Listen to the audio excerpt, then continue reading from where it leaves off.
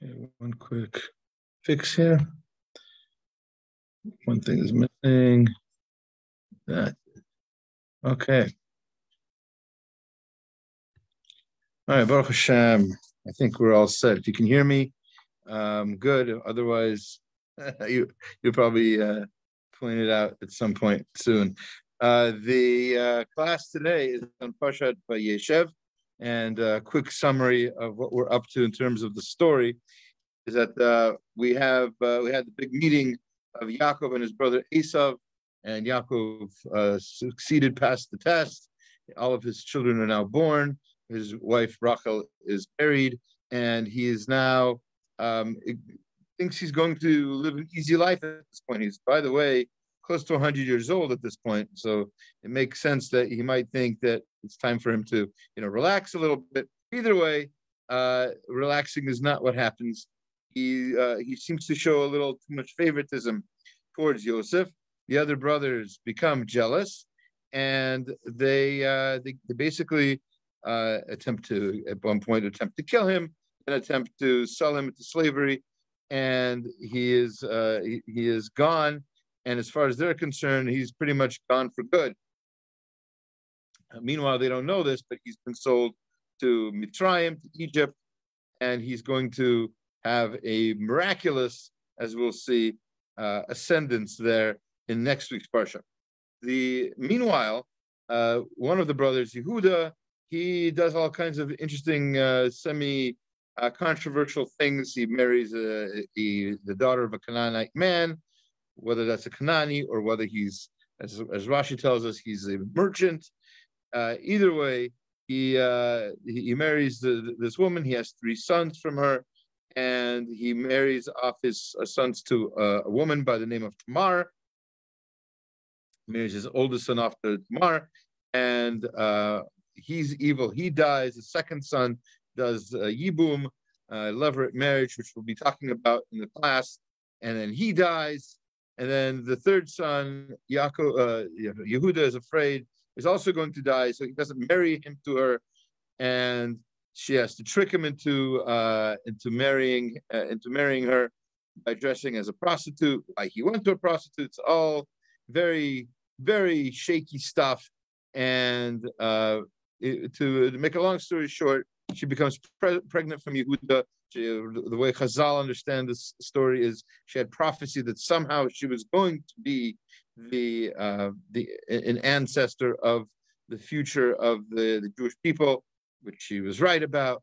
And she has 2 sons, Peretz and Zerach, and they're twins. And then the story sort of, without much transition at all, shifts back to the Yosef story, how he's sold to Potiphar. Potiphar's wife tries all kinds of advances at him. He fights back, and she accuses him of rape, in which case he's imprisoned. And in prison, he hears these dreams from the baker, and the butler interprets the dreams, and then he remains in prison. That's where the story ends until next week, where, like I said, he's going to have quite an ascendance, and we'll take it up from there. Then, meanwhile, today I'd like to get right into the verses themselves and see if we can learn something from the deeper dive into the psukim, into the verses. And here we are.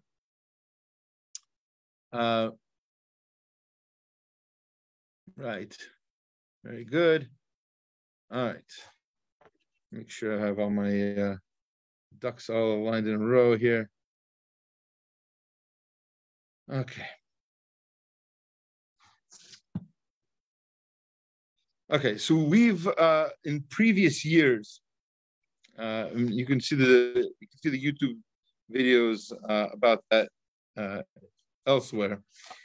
In previous years, we focused a lot on the very beginning of this parsha, on the selling of Yosef, on the fighting with the brothers, and that sort of thing. I'd like to, as much as possible, try to get towards the end of the parsha, middle of the parsha with Yehuda, and then the end of the parsha, as much as we can today, but we're going to at least touch on the beginning where the brothers sell or seemingly sell Yosef to this group of people, these merchants who are passing by. It's a little bit complicated, as we'll see from the verses. It's a little bit complicated to say who sold whom to whom, as you'll see momentarily. The verse says, let's get to chapter 37, verses 26 through 28. So Lamed Zayin, Chav Vav to Chav Chet. Vayomer Yehuda el Achav. Yehuda said to his brothers, we're planning on killing Yosef. Right? Ma betza. What's the benefit of doing this? Ki na'arog et achinu, and killing our brother. Chisinu et damon, and shedding his blood. What's the point of that? Let's go and sell him to the Yishmaelim. Let's get something out of it. We're going to get rid of him.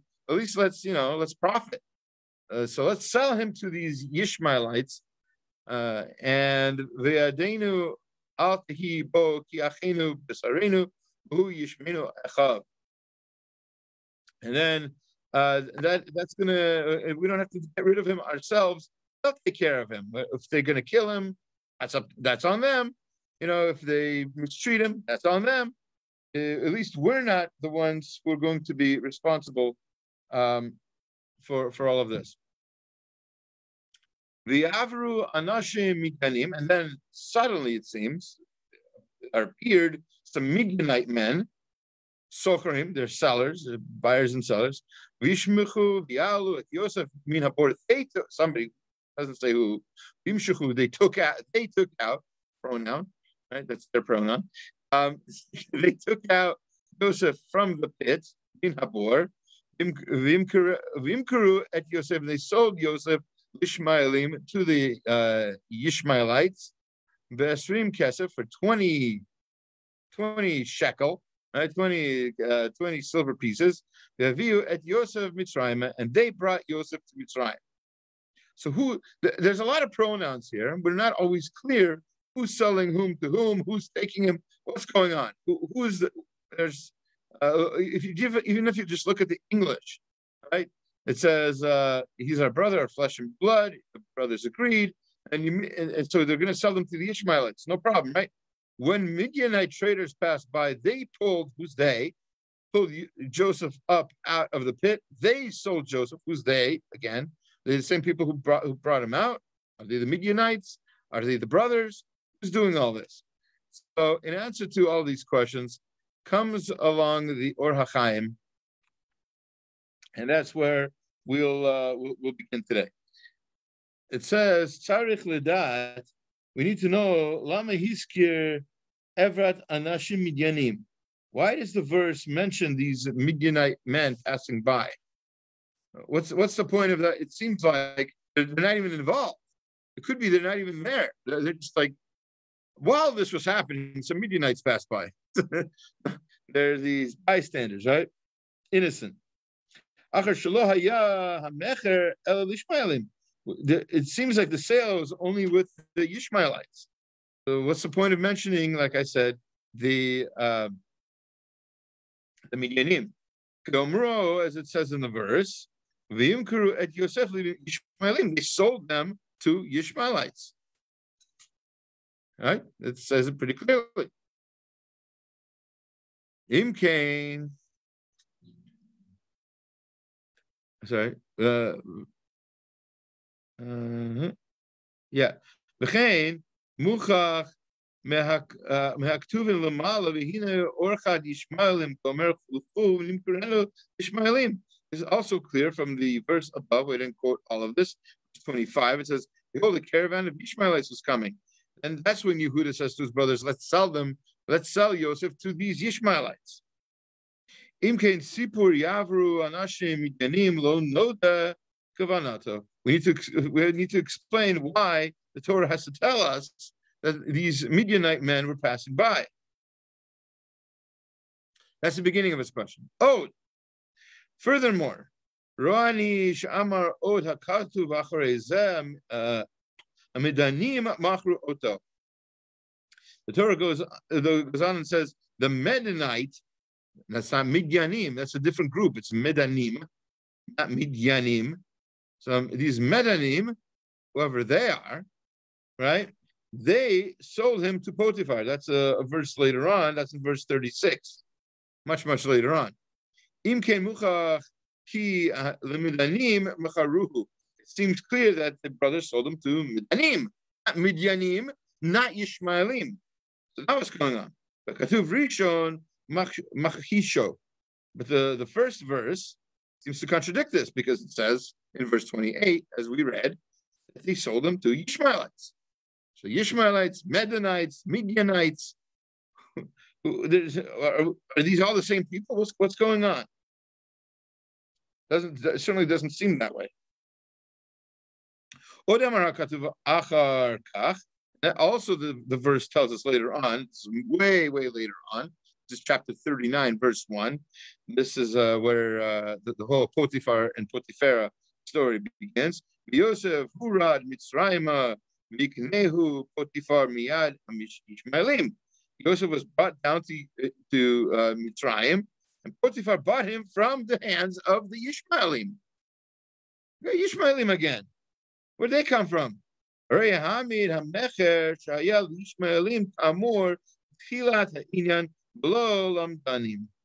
the Torah then is really saying that the original sale that the brothers had seems to be with the Yishmaelites, as the verse says in verse 27, not the Midianites. Rabbeinu Zal Amru Milamed Shenimkar Mechirot Harbe. The rabbis say in the Midrash, and Rashi quotes this also, the Midrash in Bereshit Rabbah tells us that it seems like he changed hands a lot of times. They sold it to him, and they sold it to them, and then it was a whole exchange back and forth. But the problem is that the Pashat Pshat, the simple explanation, doesn't seem to fit with this. This doesn't make sense. It doesn't really explain. Like just because he's being exchanged over and over again doesn't answer the question of who sold him to whom and when. This needs to be understood. The correct way to understand this, ki pirush shel dvarim hu al zeh haderech. No understanding this. The real meaning here is ki mitchila hodia hakatu v'ine orchad Yishmaelim. The verse starts by saying that these Yishmaelim came. V'diver Yehuda she'amar luchu anim karenu l'Yishmaelim. That's why Yehuda says, let's sell them to the Yishmaelim. Liyot she'orchat ha'Yishmaelim zu enam sochrim lahitager b'chol min kinyan. Because this group of Yishmaelim, this caravan, right, these sellers, were not going to be dealers who trade in all kinds of things. Zulat b'masha yunosim. They only dealt with what they were carrying. What were they carrying? Most likely spices. This is the spice route. So that's probably what they were carrying, and that's what they were experts in. Somebody who's selling spices isn't going to let's throw a slave up into this caravan too. That's just not how that works. So there was really no way that they would buy Yosef because they're not experts in him. They don't even know how much he would cost. Asher al kain he's min Hashem anashim midyanim sochrim. That's why Hashem arranged and these midyanim would come. They were sochrim. The verse tells us they're sochrim. Sochrim means they buy and sell anything. Right? They're the experts. These Yishmaelim were not experts. They only knew what they knew. That's why the verse had to say midyanim anashim midyanim sochrim. Pirush. This means Shemakirim kol min schora asher tazdamen liknota leharvacha. They knew how much things were worth. They knew how to pay for him in a way that would bring them some sort of a profit. Hakis elabal hayidia v'haheker. That's why he's a socher. These people are dealers, right? And they're not the ones who are gonna bring the money up front. They're the ones who actually do the business. They're the experts in buying and selling. While hakis yikna alpiv, person who's putting in the funds, he doesn't have to be an expert in buying and selling, right? He just needs to know who to trust. So he puts the purchase down based on the recommendation of these sellers, these buyers and sellers.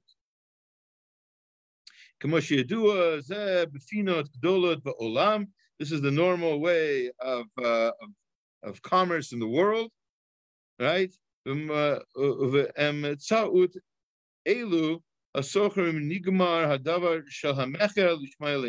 is this way that these Midianite dealers they helped the sale of Yosef to the Ishmaelites. So the Ishmaelites did buy him, but they weren't experts. They didn't really know how much to pay, and they weren't going to deal with it. These Midianim came, and they were the ones who gave advice to the Ishmaelim about how much they should pay, how much he's worth, that sort of thing.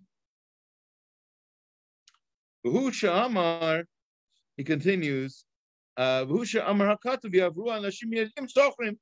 why the verse doesn't tell us that these Midianim came. So indeed, all of this is to make the simple explanation of what happened. What really happened in the sale of Yosef. It wasn't like the Midrash says. The Midrash says that he switched hands back and forth and back and forth and back and forth. That's what Rashi brings. But that's not the simple explanation. It says the simple explanation is the Ishmaelites bought him. The Ishmaelites sold him to Potiphar, and that makes sense. That's what the verses literally say. So these people who come in between, these Midianim who just appear out of nowhere, what were they for? They were for giving advice to the Ishmaelim about what to buy and how to buy it, how much to spend, and that sort of thing.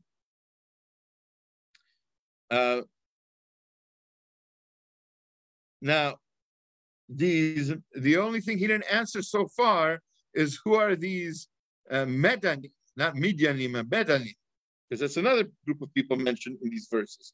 And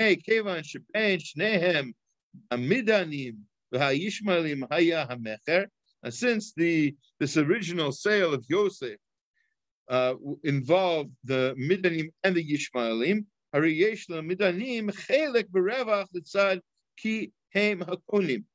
when Yosef was later sold to Potiphar, so the Medanim deserved some sort of credit also because they were part of the buying process. Now they were dealing with what would be called the technical side of the transaction. The Yishmaelim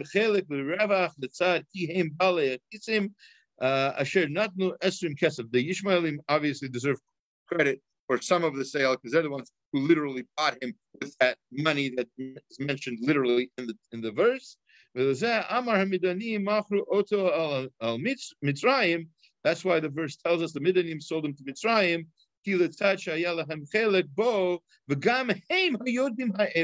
because they saw that there would be some sort of good business to do here. The Ishmaelim did not really realize what the profit would be in all of this business. That's why the Midianim deserve credit as well. In other words, there are all sorts of different levels of the buying and selling process of Yosef, and the verse mentions all of the people, all the groups of people who were involved. There are people who are giving advice, there are people who are handling money, and there were the Yishmaelim who actually eventually bought him, not really knowing how much they should pay. They got advice about that, and that's why all these different groups are mentioned. That's the simple explanation to why all these groups are mentioned, and you can read more about that there. Meanwhile, though, let's look at an interesting halachic aspect of this parsha. It says the brothers, of course, didn't kill Yosef, but they killed an animal, took its blood, and put it on Yosef's coat to look like it's Yosef's blood. And then they gave it to their father. And it says in verse 37, chapter 37, verse 33, Yeah, it says V'akira. He recognized it. He recognized the code. He says, "This is the code of my son. Chayara, a terrible animal. Achalatu must have eaten him. Tarov Torah Yosef. Yosef must have been torn to bits." And it's sort of a problem, see, in this halacha, that he decides that Yosef is dead based on the fact that he finds his clothing. What's the problem? The problem is there's a Gemara in Yevamot. The Gemara in Yevamot over there is dealing with a very, very sad, but unfortunately used to be a more common occurrence of men going out to business or whatever, and then maybe perhaps dying on their way or on the way back or somewhere in between. And then the wife is then unable to be divorced, or to remarry, and her source of support is gone. So there's all kinds of complications that arise from that or arose from that. God willing, we shouldn't have such things.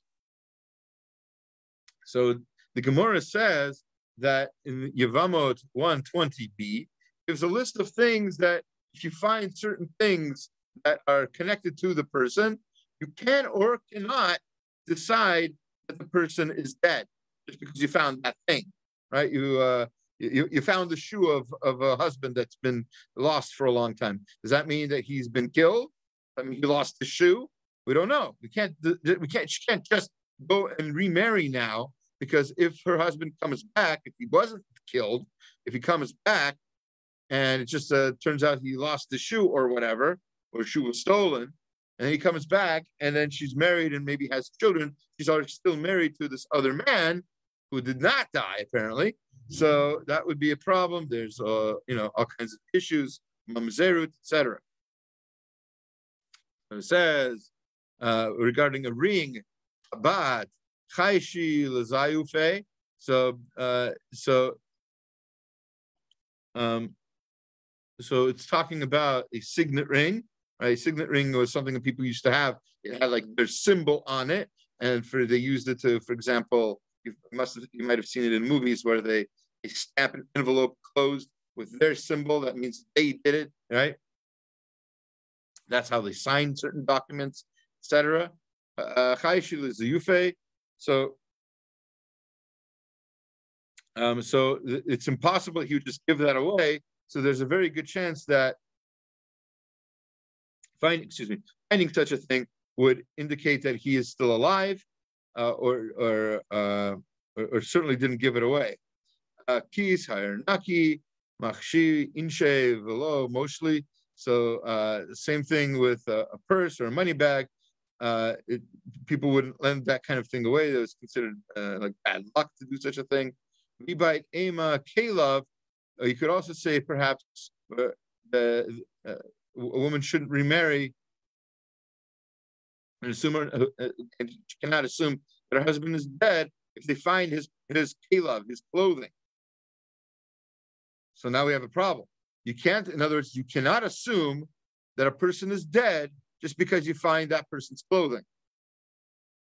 Wait a minute. Yaakov is assuming Yosef is dead because they found his what? His clothing. It seems to contradict this Gemara. If we usually like to learn these kinds of rules from the Gemara, so there must be something that we're missing. So the commentaries explain, as you see here, it depends on what kind of clothing it is. If he specifically wore white or red clothing, this is not a Christmas topic, but if he's wearing white or red clothing, perhaps it's more particularly his. That would be uniquely his. Then you could say, maybe that was indeed him. What I mean is, skip to a little bit further. The Shulchan Aruch in Even HaEzer, the actual halacha says, because this Gemara is brought down in halacha. So it says there that if you find clothing, and if that clothing is particularly that person's, very specific kind of clothing, not just a brand that person would wear, because there's probably other people that would wear that particular brand. You find, God forbid somebody's missing and you find a blue pair of Levi's jeans that person would wear. And you say, well, let's see, a blue pair of Levi's jeans must be the only person in the world who wears that. Of course not, right? So that's not a good simon that's the person that's missing. Oh, black hat. Oh, there must be such and such a person. No, you don't know, because a lot of people wear black hat. But if somebody wears a very particular kind of clothing, very unique piece of article of clothing, then you can know for sure that if you find that, something's going on. There's a pretty good proof the person is dead, because that piece of clothing wouldn't be just anywhere. So I'm not poskening any shilas now. Don't ask. But the fact is, it's not an easy topic, especially during the Holocaust, etc. The rabbis had to deal with all kinds of issues of this, of aguna, of women who didn't know if their husbands had died or not, men who didn't know if their wives had died or not. Not the same issue exactly, but still a similar issue. The point is that these are not easy questions to answer, and you have to rely on evidence, on testimony, things like that. Okay. Yeah. So that's why. So back to our question: why could Yaakov be sure that it was Yosef who, quote unquote, died? By the way, he was wrong. Yosef didn't die. Well, why could he be sure? Because it was that unusual piece of clothing, that ketonat pasim that he made him, the special coat that he made for him, that made the brothers so jealous. That's the coat that they used. They didn't use his shoes or his shirt or something like that. They used that particular coat, and that's how his father could be rather confident that he had died. Which, again, just to point out, in case I didn't make it clear enough, he was wrong. Yosef was not dead. All right, let's keep going a little bit further, and let's get into the very unusual case of Yehuda and what he did.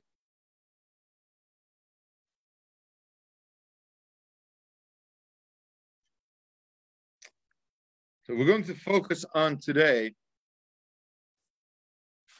the fact that Yehuda seemed to care very much about the laws of yibum, of levirate marriage. For those of you who don't know, just a quick review. Yibum works like this. If a man who has brothers gets married to a woman, and then that man with the brothers, that man dies before his wife gets pregnant, right? And they've been married, and he dies, and this woman is now supposed to marry one of his other brothers. Now, there are other conditions and all kinds of situations where there's exceptions to the rule, everything else. We're not going to get into that right now. But assuming that this woman can marry these brothers, they're old enough to marry, and they're not married to her sister, etc., etc. Not going to get into all those unique cases. She's supposed to marry them unless they refuse, and then there's this whole process by which they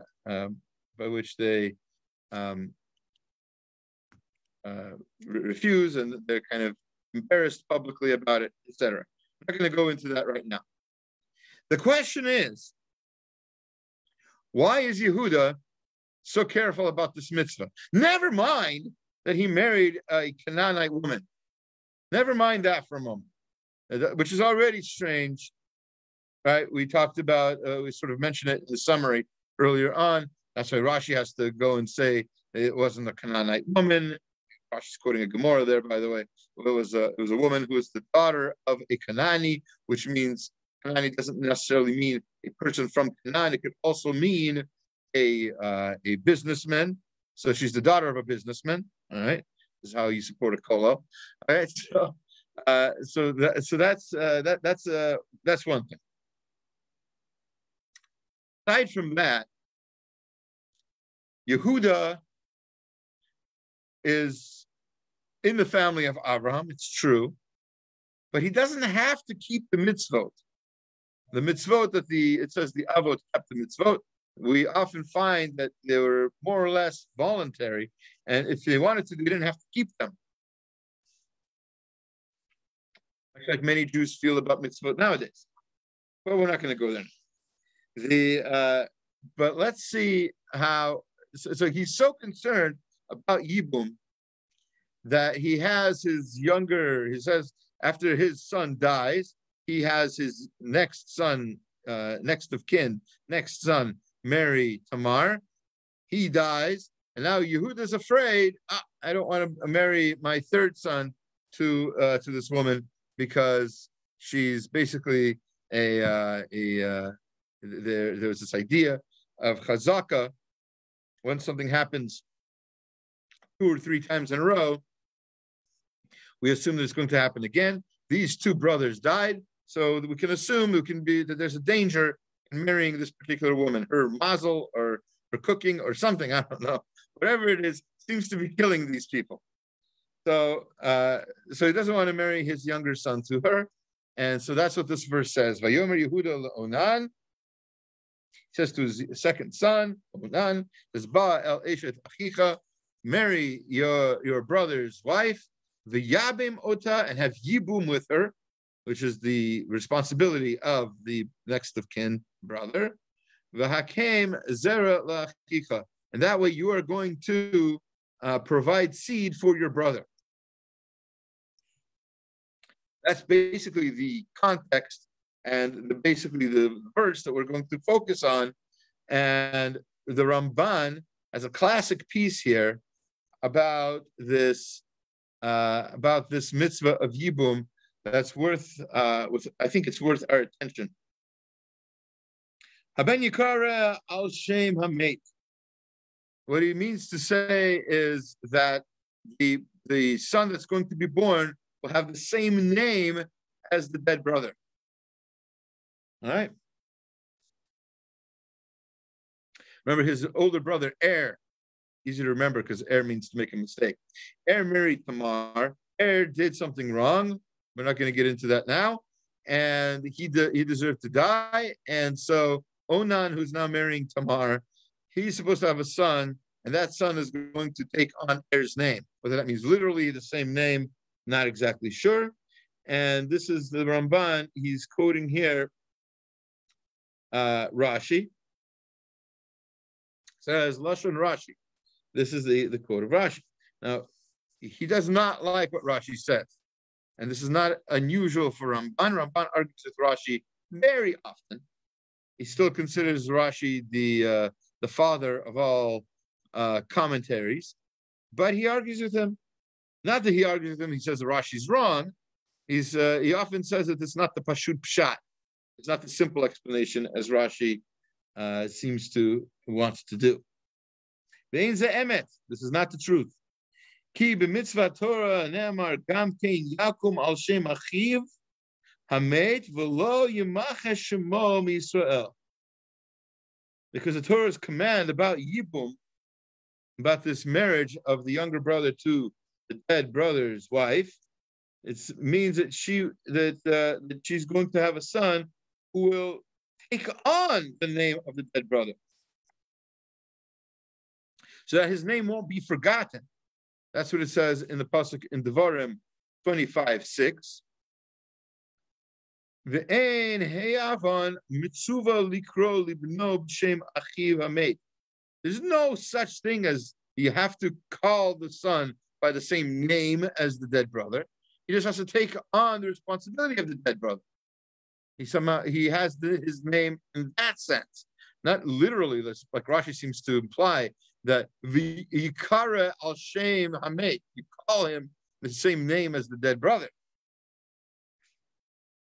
That's not how Ramban understands it. But Amar Boaz, and it says regarding Boaz, which is another famous case of yibum in the Torah. This is in root 4:10. It says Gam et root hamovia eshet machlon kniti lili isha lahakim shem hamed al nachlato blo yikaret shem hamed mi'im achav mishar mikomo. So this is something that Boaz says at the very end of the story of Ruth when he marries her. He says, "I'm marrying her so that her husband's name, Machlon, should not be forgotten. Not that he's going to name his son Machlon, but Tikrena Oto Oved, Lo Machlon. In fact, chapter 4, verse 17, 7 verses later, he actually marries her and has a son with her. That son is his name is Oved. It's not Machlon. Right? So, furthermore, Shema V'yeda Onan ki lo yeh Hazara. Later on, it says Onan knew that his seed would not be his seed, whatever that means. That's verse 9. It says Uma hara shetavo alav ad ki hishchid zaro mipanecha ir Shem b'no b'shem achiv ameh.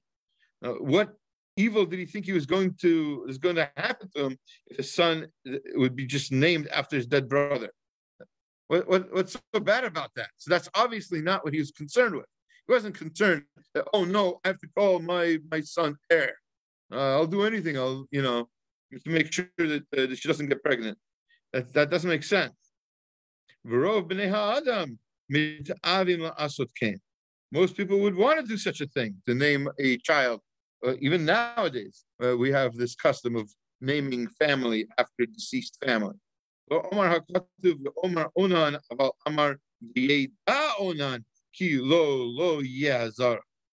Torah doesn't say that Onan said this. It says he knew that.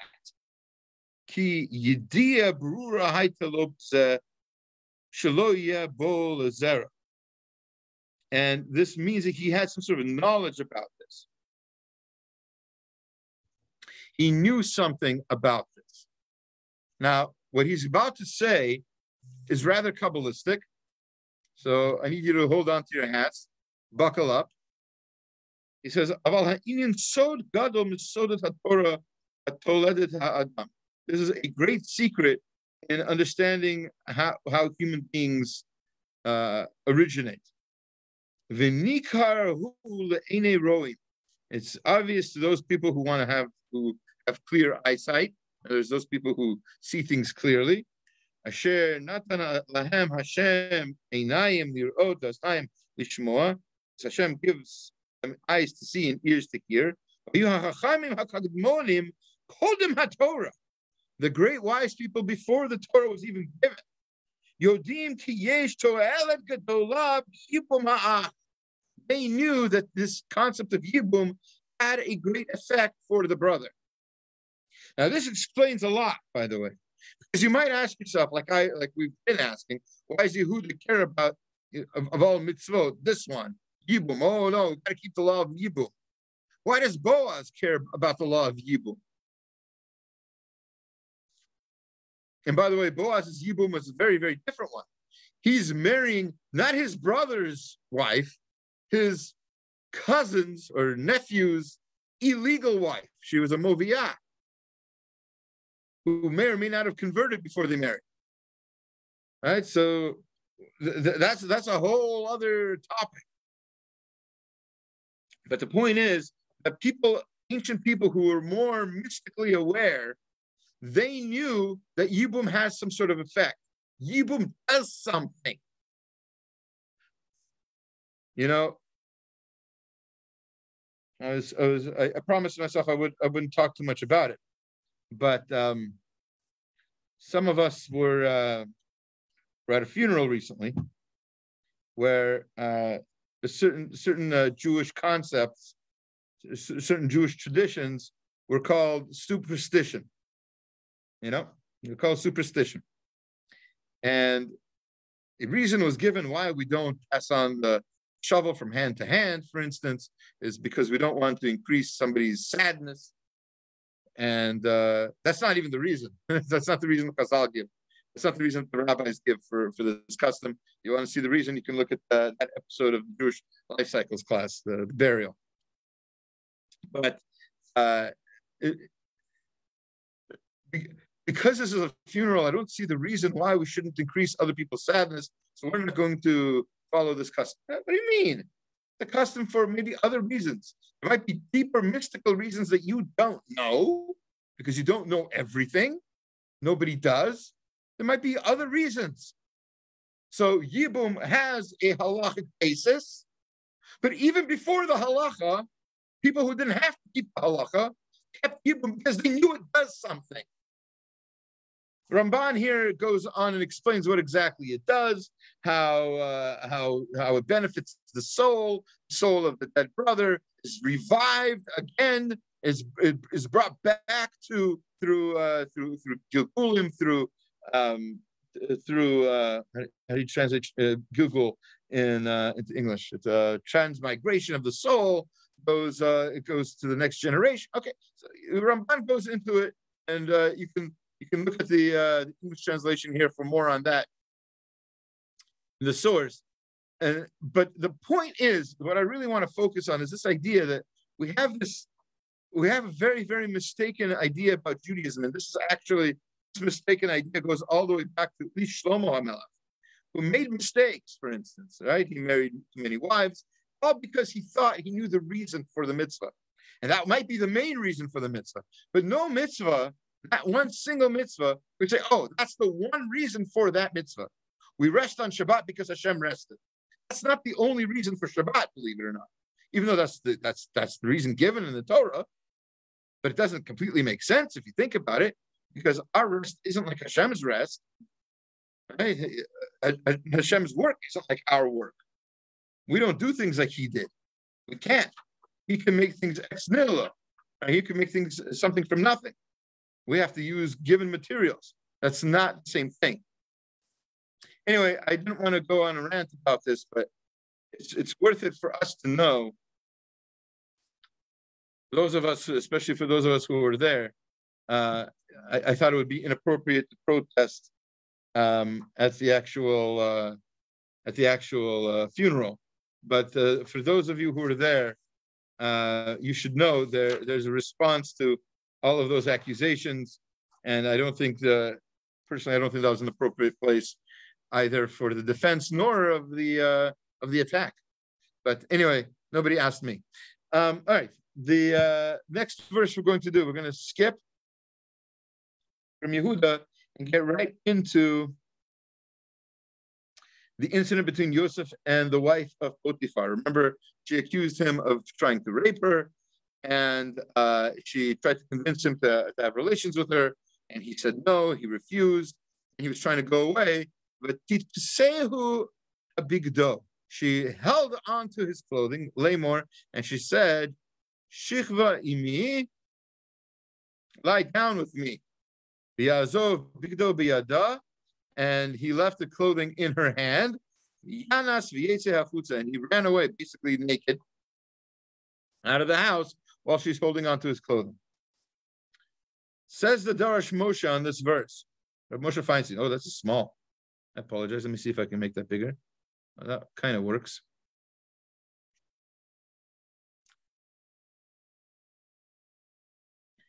Let's see.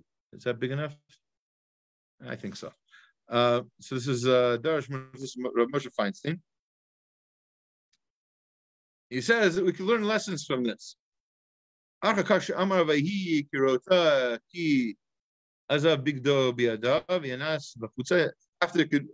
saw that he left the clothing in her hand and he went out, Nira v'yagam hafutza yanas hafutza hu af limkom she'iev shar lanos she'enu kol kach makom b'tuach. As it says, it says in the last Sof Perak B'Kedushin, in the end of Kiddushin, page 40a. Shinasu afamakum sakana. The fact that he went there was a dangerous place. Shinamar v'yetza achutza uk b'cheshbon l'mkum sheyecholim leilech. Ve'ed hakra sheyosef afal pi shehu betuach shelo yichshol be'avera. Even though Yosef was confident that he would not sin, av kishiyishar sham, av mikol makom nas misham. You have to leave there. So in other words, why did he have to leave? Why did Yosef have to leave? Okay, so he refused her advances, but he could have stayed there. He could have just stayed in the house. Instead, he runs out naked. Why is that better? Just stay in the house. Do your work. Say no to her. Say no, Miss Potiphar. I'm not interested in you. You got nothing on me. And then just go back to scrubbing walls or washing dishes or whatever it is you're doing. That's not what he does. He runs out. Why does he have to run out like that in that sort of condition, knowing that she's holding on to his clothes, knowing that there's a potential danger in all this? Why does he do that? Because even if you're 100% confident that you know the law, this fits in perfectly with what we just talked about. You know the law 100%. You know what you're supposed to do, and you know you're going to do it. Don't be so confident about yourself. Don't think you're such an expert. Don't think you know everything that's going on. You don't know everything that's going on in your head. And Avera, sin, is always crouching at the door, as it says in the beginning of the Sefer Bereshit. There's the Yetzer Hara is always on us. We can fail at any second. So we have to always be on guard. One way to be on guard is to, bam, distance yourself as far as you can from whatever temptation it is that's in front of your face. You know, you can have this delicious, pepperoni pizza right in front of your face. The delicious smells wafting in your face, and you say, ain't gonna have it. But if it's gonna be in front of your face for long enough, things can happen. You know, what's this one little bite mean? You know, it's not a kazai. I know halacha, right? It's don't try to test yourself. As soon as something like this happens, says Reb Moshe Feinstein, get out of there, leave, exit stage left. That actually happened. The cookies that we had for the boutique. What about them? Yeah, no, Savi and I made them, and you know how I can't have all that stuff. So we were making them, and I was like, nope, don't do it. And I had a little bit, and I had a flare, and I had to leave the room. It's not good. Oh no! I had little, but they were good. They were very good cookies. They were really good. Very, very tempting. But this lesson, you should have just run out of the room if you would have followed the advice of Moshe Feinstein. All right, we're gonna keep going. Almost out of time, but I do want to spend some time here talking about dreams and how to interpret them. Yosef interprets a few dreams, and I think we can learn something of our own about how to interpret dreams just from this. We're going to look at chapters 40, verse 5, verse 19, and verse 21. 3 different verses, 3 different commentaries, Rav Hirsch, the Yehuda, and then Rav Sternbach. So quite a bit to do in the next 5-10 minutes, depending on if we go overtime. If you have to leave, I understand, but otherwise we're gonna keep going. The verse, chapter 40, verse 5. They both had dreams. This is the cupbearer and the butler and the baker, as it's usually translated. They both had dreams. Each had their own dream. Each, according to Rashi, each had the interpretation of the other guy's dream. That's how he knew that he liked the interpretation that Yosef gave to the dream. Is he dreamt that interpretation? He said, that's taka right. So now interpret my dream, right? But Laila Echad, they all had their dreams at the same night. Kifitron Chalomo, Hamashke va'ofer asher al-melech Mitzrayim asher asurim bebeit hasochar. So this butler each had and this baker, they both had their dreams that night. Says Rav Hirsch, everything written here beyond the three words Yachlamu Cholom Shnehem seems entirely superfluous. Right? We know who's dreaming. We know who they are. We know why they're in prison. We know all of this has already been mentioned previously. It is only natural that the dream should resemble its interpretation. The interpretation goes according to the dream. That's normal, right? It fits. The interpretation that Yosef gives them, by the way, is very similar and pretty logical. And finally, Hamashka Ofa, etc. All this is about the two of them is already known to us, etc. It appears, however, that all these particulars serve to indicate those points that made the two men uneasy. In the dreams themselves, there was nothing unusual. That the butler dreamed that he was preparing wine and offering it to the king, which he had been doing for the last 30 years, perhaps. And similarly, the baker. What was unusual here? That's their life. That's all they know. People dream about what they do, right? If you're at work and play a lot of, I don't know, solitaire or something at work, there's a very good chance that playing solitaire will pop up in your dreams. You know, I only say that because that happened to me once. All right, many years ago.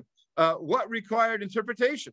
However, the very transparency and similarity of the two dreams, which came in the same night, that is what drew their attention. The content of the two dreams was one and the same. Each man dreamed about events related to his occupation. Each of them at work was the common subject of the two dreams.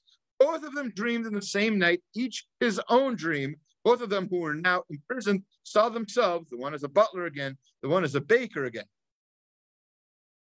But the dreams hardly seemed dreams, but almost as interpretations of a dream. That is to say, they were so transparent that they seemed to lack only one small thing to make an interpreter unnecessary.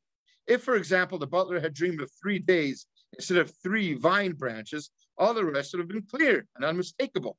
There's one little thing is the only thing that's missing in the normal part of life. Like, why are there 3 vines? That's what needed interpretation. You understand? Everything else is normal. That's what made them so confused.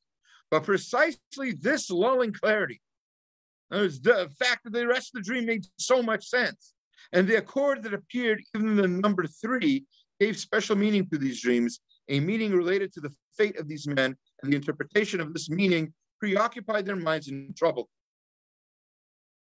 Patar means interpret, related to peter, to open, not a mechanical opening from without, an organic opening from within. That's what interpreting a dream is. You're opening up something that's already there.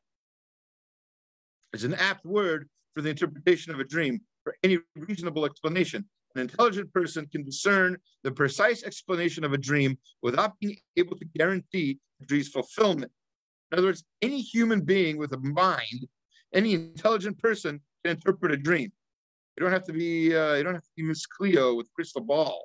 All right. The interpretation must come from within the dream itself. Such an interpretation of a dream is a deep psychological task. Yes, he's using the word psychological. Psychology was a new science back then, right? In the late 1800s when he's writing, mid 1800s, whatever. But just as the explanation of any symbol, hermeneutic interpretation of any verse should be pitron, explanation from within. It's not from outside. There's no end to the interpretations that can be forced upon any symbol or verse. As you see very often in literary analysis that you might see in high schools and colleges, the professor, the teacher is always like, oh, this could mean this, this could mean that. You're like, where are you getting that from? Did the author say anything like that? If it's from the text itself, it's much more reliable, right? So same thing with a dream. The interpretation of the dream makes a lot more sense if the interpretation has to do with the elements in the dream, not from outside. But there's only one interpretation, the right one, that will be found by one who seeks, thus the term barash, the interpretation from within. Just as at organic birth and at the unfolding of every bud, there's an inner point from which the whole development takes its course, so in every closed symbolism, there's a kernel of an idea which has to be grasped, whereupon all the rest automatically follows and becomes clear. Next verse we're going to look at, chapter 40, verse 19. Ba'od. What eventually happened? Ba'od shlosh tamim, like Yosef interpreted. Yisa Paro et roshcha me'alecha v'tala otcha al eitz. He killed. He will. He says he's going to. He's talking to the baker. Right. The baker thinks he has this dream where he's got a basket on his head and birds are eating from the basket. Right. So Yosef interprets that to mean that that Pharaoh is going to call for him. He's going to take his head off of him. But he's going to hang him on a tree and pale him. And birds are going to eat the flesh off of your skin. Very nice. All right. So that's the interpretation. Says Panei David. And I think we mentioned this in previous years. It's a beautiful thought from the Yehuda. Says, how did he know that interpretation? It's because if you have two pictures, Shnei Tzirim, right? You have two pictures. One is realistic, and one is not realistic. And it's so realistic that birds are eating or trying to eat from the picture, right? So what does that tell you? That tells you that the realism of something makes it so that. Sorry, take that back. That's good. So he says like this.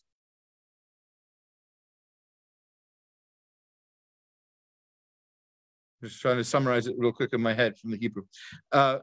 You've got a bird, right? And the bird is trying to get to one of the baskets and not getting to the other basket. What does that tell you about both? Both of these are pictures. Both of these are not real food. So what does that mean if the bird is not trying to get to the other one? I mean, it's not realistically done. No, we're assuming both of them are both realistic. They're both equal in that sense. So what is the bird? Why is the bird not trying to eat one of them? It's because it's so real that the bird is afraid it's going to be swatted at, right? It'd rather get the easy fruit, right, than the fruit that's going to be chased by, or chased because of, right? So the more real something is, the less inclined a bird is going to be to eat it. So in his dream, what's the baker doing? The baker has a basket of food on his head, and birds are eating from it. What does that mean? That means the birds are not afraid of him. That means the birds aren't afraid of him because he's not real anymore. He's dead. That's how he interpreted that dream. That's the Yehuda's interpretation. Okay, last but not least, indeed, Pharaoh does exactly what Yosef says. Vayeishev mashkim al mashkehu v'iten hakos al kaf Pharaoh. He brought the butler back to his job, and the butler continued to give the cup to Pharaoh, which is what his job was. This is chapter 40, verse 21. Rashi says, Cheto on the sin. It's a wrong verse.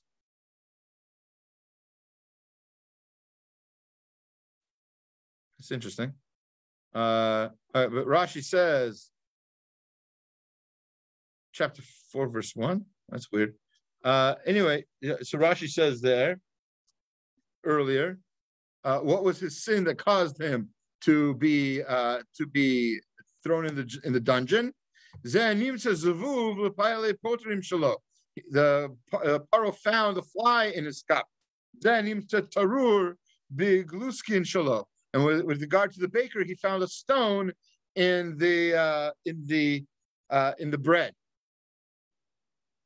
So those are the sins that they did that caused them to be thrown in the dungeon. And eventually, that's why the baker was killed, because of that stone in the bread. And the butler was not killed because of the fly in the cup. So why not?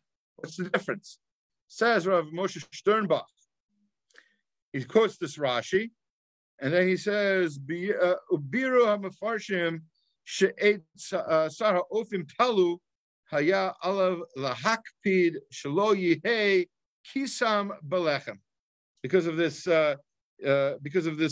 stone that was found in his bread. Aval besar hamashkim if shalit lot ashma. But regarding the butler, it's not really his fault if a fly falls into the wine. It's normal for that to happen. It didn't have anything to do with his preparation, right? It had nothing to do with his actions for a fly to fly into the wine. Yeah, the king found a fly in the wine, and the king found stone in the bread. But if the king found stone in the bread, what that means is the baker wasn't careful enough. The baker's responsibility is to make sure there's no stones in the bread. It can't be the butler's job to make sure no flies fall into the wine. That didn't have to happen during production. Understand what I'm saying? It could have happened at any point. If there's a stone inside the bread, that happened during the baking. And that's the baker's fault. And that's why the baker was killed. That's why the butler was not killed. So that's why their judgment is different. And that's just a very, very beautiful, exacting pashut pshat from one of our leading rabbis of today, Moshe Sternbach Shlita, in his book Tam V'dat. And again, it's worth remembering that we have, Baruch Hashem, we have many, many years of Jewish literature explaining these psukim, explaining the Rashis, explaining the Torah in a way that makes it alive for us, that makes it make sense for us. Why did they do yibum? Why was this butler killed or the butler not killed? Why was the baker killed? Why did they sell their brother? Who sold the brother? All of these kinds of questions, they have answers that make sense inside the text. You don't need to be brought in for a dream interpretation from somewhere outside. From inside the text itself, from inside our beautiful holy Torah, we have all the truth we need, and that's what we need to hold on to, and that's what's going to help us in the future and give us bracha and refuah and everything else that we're looking for. Thank you for listening. I'm going to stop the live stream to Facebook, and then if you have any questions, you could ask it now. And if you're not live, you can ask it in the comment section down below in the YouTube video.